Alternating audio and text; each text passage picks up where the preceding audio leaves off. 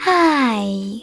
In front of me is Samsung Galaxy S23 Ultra, and today I would like to show you how you can change display refresh rate of this Samsung. First of all, go into settings.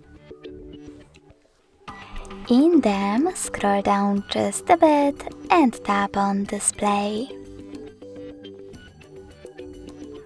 Now you need to scroll down again,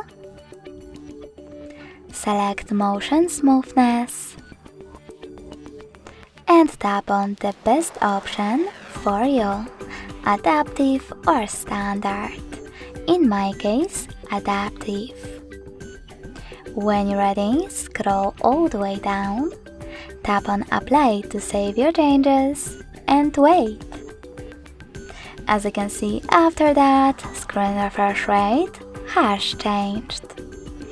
Thanks so much for watching. If you enjoyed this video, leave a like, comment, and subscribe. Bye!